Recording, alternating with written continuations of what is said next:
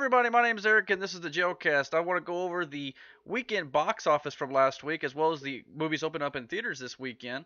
This weekend we had a bit of a holiday weekend with Martin Luther King Jr.'s holiday here, and I just wanted to go over the box office for that. It includes a 3-day weekend, so the totals will be a little bit higher than normal in some cases. But for the weekend box office, at number one we had Hidden Figures bringing in $27.5 million over the 3-day weekend to take the number one spot. At number two, we had Illumination Animation's Sing, which is impressing actually, with number two with the $19 million adding to its total in the United States domestic box office to bring its total to $238 million, which is roughly half of what Star Wars Rogue One has done so far. So that is very impressive numbers for Sing. At number three, La La Land brought in $17.7 million.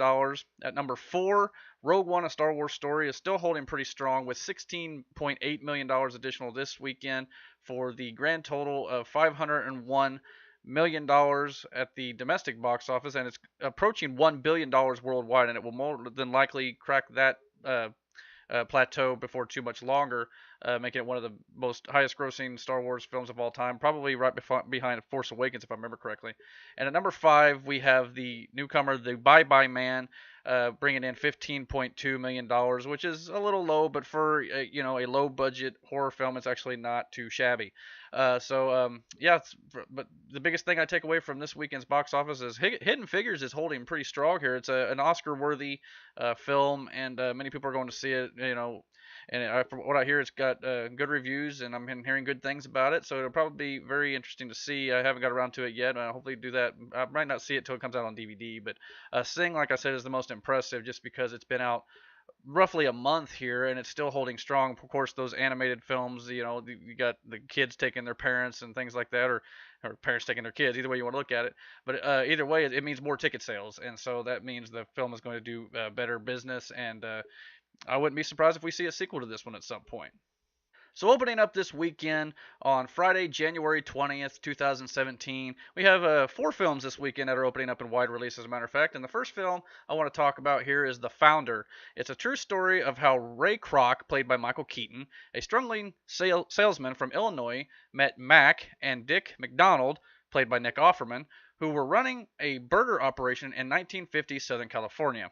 Kroc was impressed by the brothers' speedy system of making the food and saw franchise potential. Kroc soon maneuvers himself into a position to be able to pull the company from the brothers and create a multi-billion-dollar empire. And obviously, this film is the story of how McDonald's got started. And yeah, well, obviously, as a big fan of McDonald's, I mean, we all love McDonald's, don't we? It's an interesting story of basically how just one guy stole the company basically from these two brothers, and it's going to be an interesting film. And Michael Keaton's been on a bit of a career resurgence here lately, a bit of a reconnaissance, so to speak. Yeah, so and he's got other movies coming out with like Spider-Man: Homecoming, and he did Birdman not too long back, which was highly critically acclaimed as well. So this will be a very interesting story, I think, and I expect a very well directed, well acted film. So I'm looking forward to that this weekend. Our second film opening up this weekend is a movie called Split, directed by M. Night Shyamalan. After a wholesome teen birthday party, three girls are kidnapped in broad daylight. Friends Claire and Marcia and difficult outsider Casey, played by Anya Taylor-Joy, their captor Kevin, played by X-Men First Class's James McAvoy, locks the trio in a windowless room, then proceeds to frighten and battle them. One minute he's wearing eyeglasses and obsessive about cleanliness, the next he's presenting as female, and later he acts like a 9-year-old boy. It is revealed that Kevin exhibits 23 alternate personalities, and in order to escape, his captives must convince one of the personalities within him to set them free, before the arrival of the 24th and final personality, known as the Beast. Yeah, this sounds very intriguing, obviously, with all the different personalities that James McAvoy is going to be playing. So that takes a very dynamic actor to pull that sort of a thing off. But the thing that worries me about this film is M. Night Shyamalan. Most of his recent films have not been very good. In The Happening, I just thought was atrocious. It was one of the few movies that I've ever gone to a theater to watch, and I wanted my money back. But some of M. Night Shyamalan's earlier films, like The Sixth Sense and Unbreakable and things like that, I really enjoyed, and Signs, for that matter, I even liked. He worries me. James McAvoy, on the other hand, is something that would get me to go see this film. But I'll probably hold off for the time being. But again, M. Night Shyamalan, make a comeback at some point, and maybe he'll actually have some good films. But just some of the few he's done lately don't inspire a lot of confidence in me. But it opens up this weekend. If you'd like to go check it out, go for it. Our third film opening up this weekend is The Resurrection of Gavin Stone. Gavin Stone, played by Brett Dalton, who also was in Marvel's Agents of S.H.I.E.L.D. on ABC. A washed up former child star is forced to do community service at a local mega church. He pretends to be Christian so he can land the part of Jesus in their annual Passion play, only to discover that the most important role of his life is far from Hollywood. This obviously sounds like a good Christian entertainment film here. Obviously, me being Christian personally, I kind of am intrigued to see this film as well, because I mean, it obviously is going to be a story about a guy who probably turns his life around and comes to find God and things like that. One of the biggest reasons I'm looking forward to this film is because as a WWE professional wrestling fan, there is a professional wrestler who used to wrestle, who is now a Hall of Famer, known as Shawn Michaels, who's in this film, and he will be making his big screen debut. I believe he plays a character who's also come to God after a rough life as well. So he'll probably get along well with the main actor here to kind of show him how things can change for you if you allow God to do that for you in life. And obviously I don't know how much this film is going to gross at the box office. It's not a widely known film. It's more of a drama and a bit of a romance film, from what I understand. And I mean, so I'm not sure what to expect out of it, but at the same time, I believe if it's anything like, say, some of those other church films that we've gotten lately, like, say, Fireproof, or what was the other one, War Room, that came out, like, I think last year.